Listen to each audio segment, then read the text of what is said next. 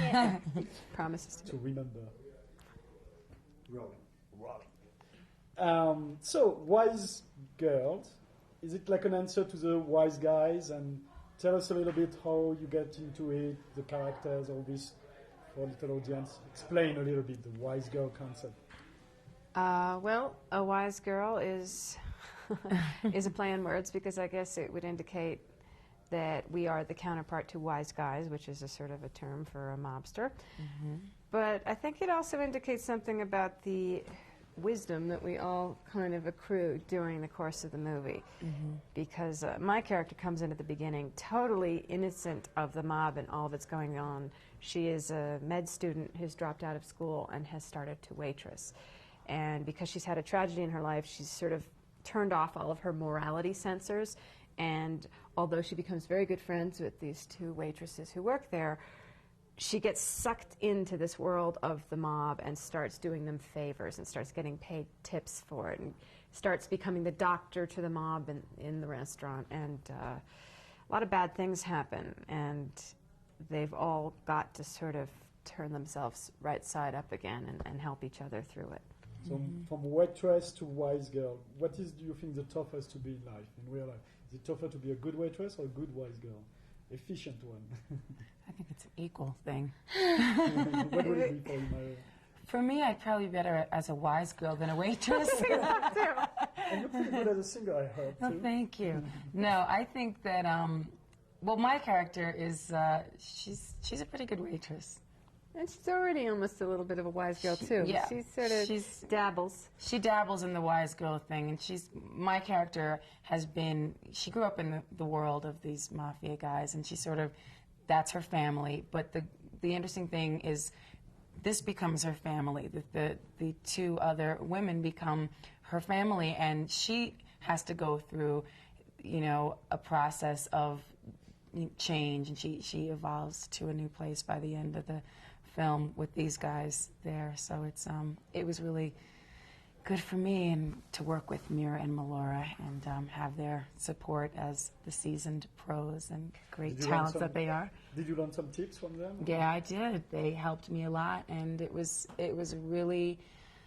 great to have a support system like this. And I think we all kind of, our bond in the film shows, you know, it really comes through on screen. For your characters, did you look at like the equivalent of the male wise guys and maybe got some tips from it, maybe for the talking or the moving, or did you look at, I don't know, Robert De Niro or Al Pacino, the way they do it, or not really?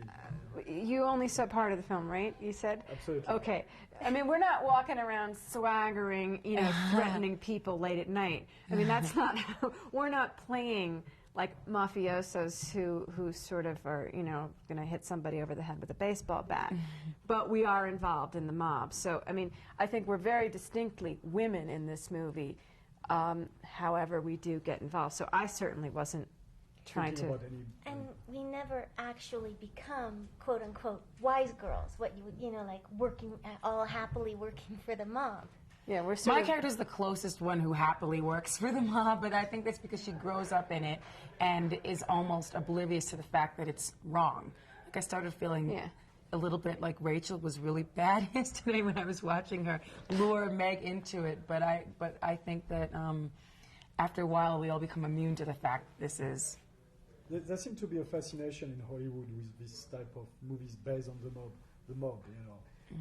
Why is it so? What do you think is so fascinating about this universe, which is kind of, you know, seen in Hollywood into a different light than the reality, but still there's some kind of fascination? What is it? Do you really think it's seen in a different light than reality? I mean, I think people are fascinated with crime. I mean, all kinds of crime has always been fascinating to the public, from Jack the Ripper on down.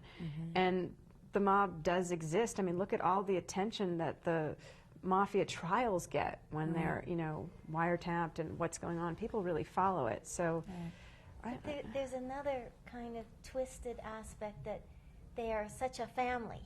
Yes. That you can't help wanting to be part of this family, that you'll be protected. You know, yeah, they make it very enticing. It's very enticing, and that you'll be protected, and once you're part of the family, we'll take care. I mean, you can't help but go, oh, that seems really nice. And then I think in the history of the Mafia, I think they were the underdogs, right? Helping people out in a culture that wasn't really taken care of. So maybe there's a little bit of that element, like against this society you can't fight. Like, we got our family. So it's very sick and twisted. Right. It's my theory.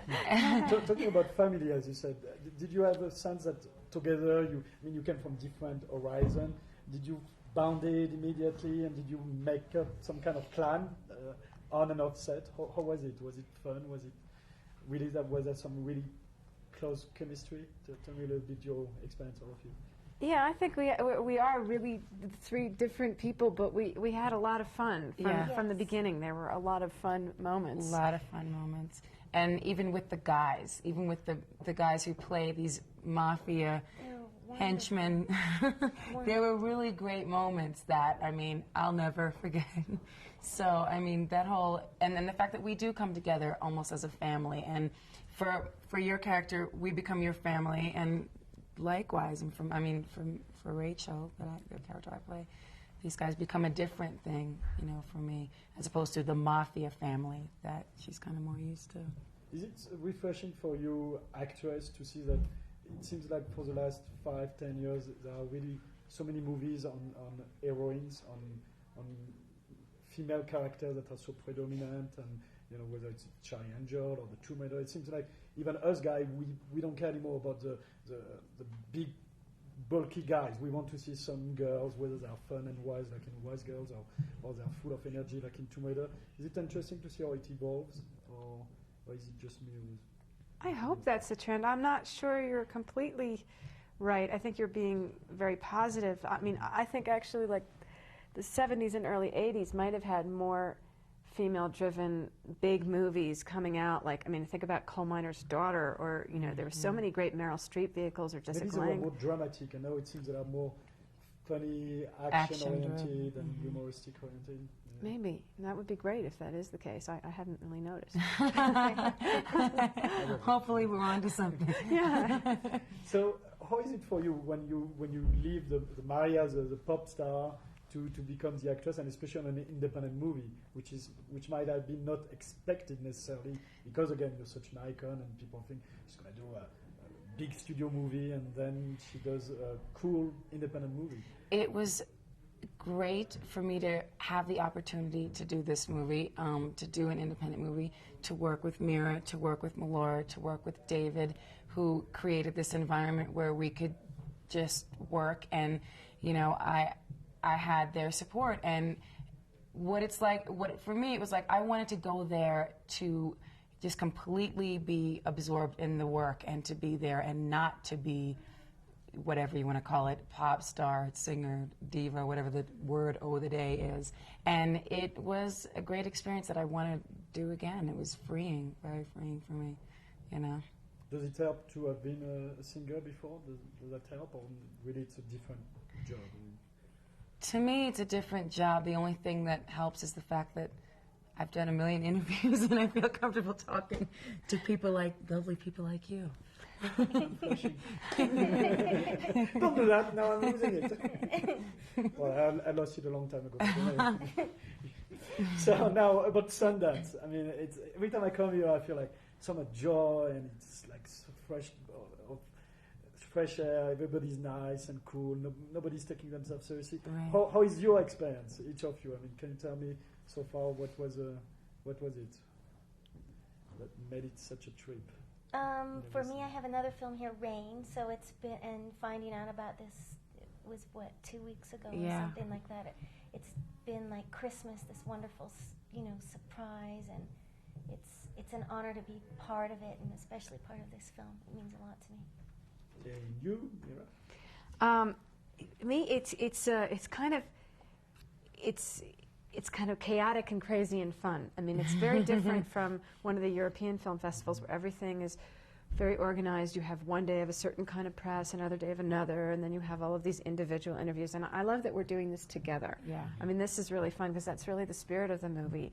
Absolutely. And to have the three of us doing the interviews together, I mean, you wouldn't actually get to do that at Cannes. You know, Yeah, they would say, just wouldn't allow it. You know? We just want you on one-on-one. This is, you know, it's very casual, it's very fun, and it's all about, you know, being in the mountains and loving independent film, and it does feel that way. Finally, Maria. And for me, obviously, this is my first time here, and this has been such a surprise. As Melora said, we didn't know we were coming here till 2 weeks ago, or something like that. And just to be here with all the spirit of the young filmmakers and everybody, with the excitement, and just to watch the movie that we made and put so much into with an audience that was so enthusiastic and cool and great has been amazing, and it's an honor, you know. I feel very fortunate. They call it the biggest independent film festival. What does that ring for you, the word independent? What does that mean in today's world where it seems like everything is so corporate? Right. This was certainly not corporate. I mean, this movie was a handmade product. I mean, this was everybody by the sweat of their brow coming up with ways to make it better every single day. Right. And there was no company breathing down the necks of the creative people saying, oh no, this has to be this way and you need to change this and that needs to be that. This was David Anspaugh's film. You know, we were all working our hardest because it was a very intense shoot because we were trying to get it in before the strike.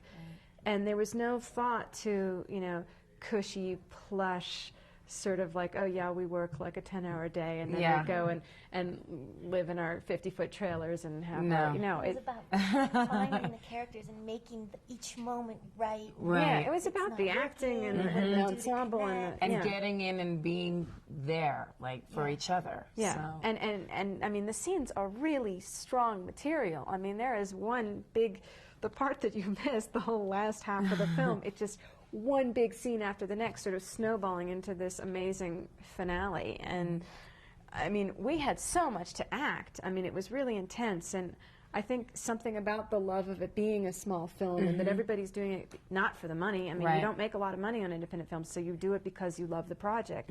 And so you're kind of ripping your heart out for the movie to put it on camera and to make it good. Spontaneous and creative, maybe. And you think you're. I mean, you can't gauge. I mean, obviously, you want to give your best performance in every performance, but when you have no other motivation than the material, right? You'd better be giving your all, because what the hell? Why are you be there there for if you're not there? It's not, you know, for anything other than the love of what you're doing. So is there room, in spite of all this intensity and pressure, because obviously I imagine the schedule might have been so tight that you have to shoot scene after scene, is there still room for a little bit of improv? And yes. Oh, yeah. A lot of improv. Hey, we're shooting in here.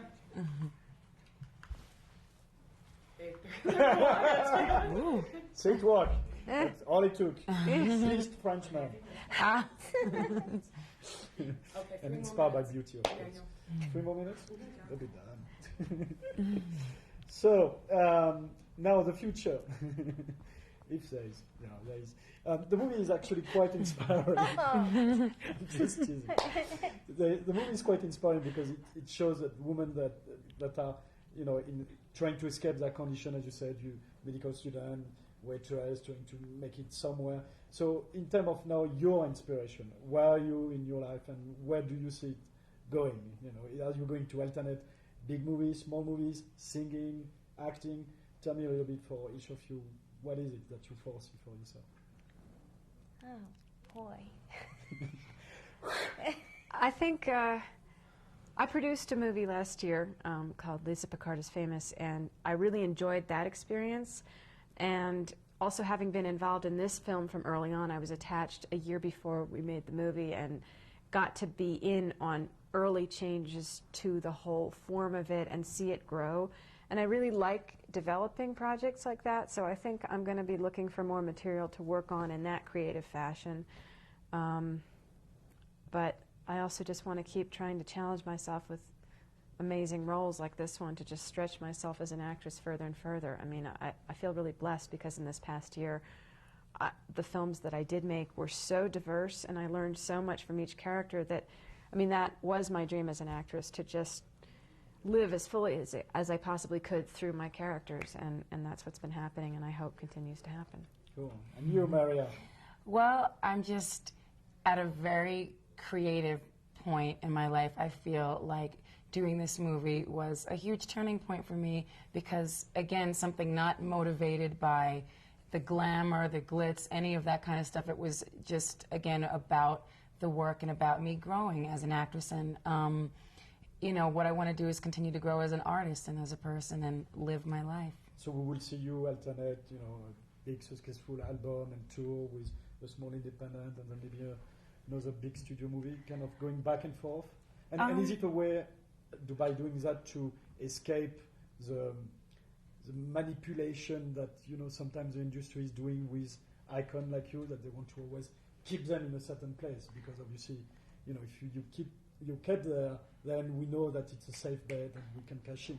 Well, so people, is it for you a way to be independent and free, as you said? People definitely did not expect me to be in this type of a role, in this type of a movie, and are pretty surprised when they see it. So there's nothing wrong with surprising people, but that's not my motivation. I just want to continue to do different things and challenge myself in whatever way. So, you know, and it was nice to do something without the big corporation type thing hanging over your head, you know, and it was great to feel the support of these wonderful actresses, and I hope to be able to continue to do projects that challenge me, you know, with people that are there and helping me along the way. Yeah. That's it. Then kill it. Call it a day. Cool. Can I ask you a little picture with you, the three? Yeah. Thanks. And of course, because I'm a fan, Oh, I'm going to put myself at this. It's good? Okay. Because that's how you should have always a guy on your At your feet. at your feet. Yes. Good doogie. Good doogie. Just teasing. Well, good luck, girls. Have a Thank fun you. time. Thank you. Thank you. Good luck on your directing career. Yeah, Well, exactly. The next one is this summer. I'm doing a movie called Terminal Speed. It's on extreme sport, punk rock music. And I'm hesitating between Christina, because we're going to work together as a producer on this movie that she's directing, or Lily Sobieski. It's like 17, 18 years old, a little bit into this adrenaline world of extreme sport. So it's going to be cool. Cool. That's great. I just sat next to Lily on a plane She's coming back great. from I Paris. love Lily. Yeah, She's she's a good lovely fun. girl. And she's full of rage. It's funny, the first time I met her, she was